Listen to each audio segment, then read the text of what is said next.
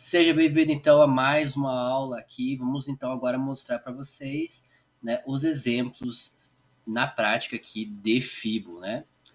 O primeiro exemplo que nós temos aqui é a Fibonacci no range. Conforme você pode ver aí nesse exemplo, o mercado, né, ele respeita aqui os 50% e você tem então um pullback saudável. Veja que eu coloquei aqui o range dele, né, o range de atuação, e o mercado vai embora. No nosso próximo exemplo aqui, nós temos novamente o nosso range de atuação e o mercado indo embora. Ó, 50% perfeitamente. Essa então é a primeira forma que você pode analisar, né, o range para ver se ele é um pullback saudável ou não. A gente teve aqui esse range aqui e só de olhar aqui a gente sabe que o mercado bateu 50%. O mercado foi embora, rompendo estrutura aqui, né? E agora nesse aqui, ó, veja que ele não fez um pullback saudável. Então, nesse exemplo aqui, você sabe que esta pequena consolidação, né, ou acumulação de preço, ela possivelmente no futuro, conforme eu expliquei na aula passada, ela vai ser usada então para ela está sendo usada como criação de liquidez. O mercado vai consumir isso em algum ponto, né? Isso é muito importante você estudar, né, a leitura do range para você saber se o mercado está fazendo um pullback saudável. Por quê? Porque assim você consegue entender se o fluxo ele está sendo forte o suficiente para manter a estrutura do mercado, no caso aqui, compradora. Ok? Existe uma outra forma, conforme eu mostrei também, que é o segundo ponto, o uso de FIBO para criação de liquidez. A gente sabe que o mercado ele usa dinheiro, né, liquidez, né, para ele poder ir para determinado ponto. Então, a gente sabe também que o mercado ele cria expectativas.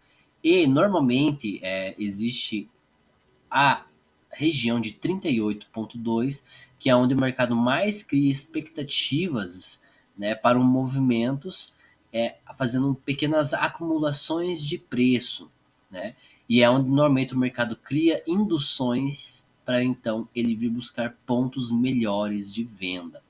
Nas estratégias que eu vou ensinar de FIBO, eu vou mostrar para vocês como vocês podem pegar uma venda nesse ponto por indução, usando a região de 38,2, certo? E até mesmo, né, se é um trade mais arrojado, veja que nesse exemplo aqui ele até deu uma entradinha aqui até a região de ponto de interesse vendedor aqui, que era esse cara aqui.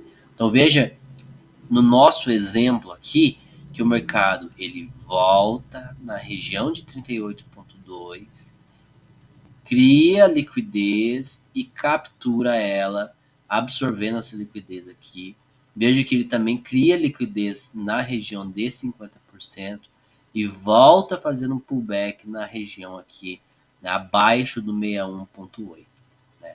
Essa região aqui, né, a gente já sabe que você não compra acima de 50% e não vende abaixo de 50%.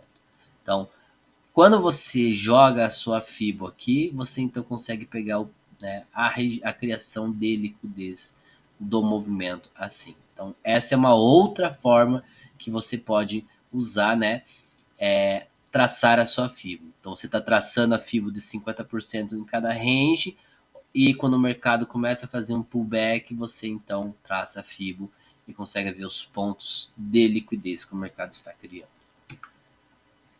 Então nós chegamos no ponto de interesse. Veja que o mercado ele vai embora, né, consome a liquidez e então ele começa a respeitar o que a gente chama de ponto de interesse, que é o 75% de FIBO.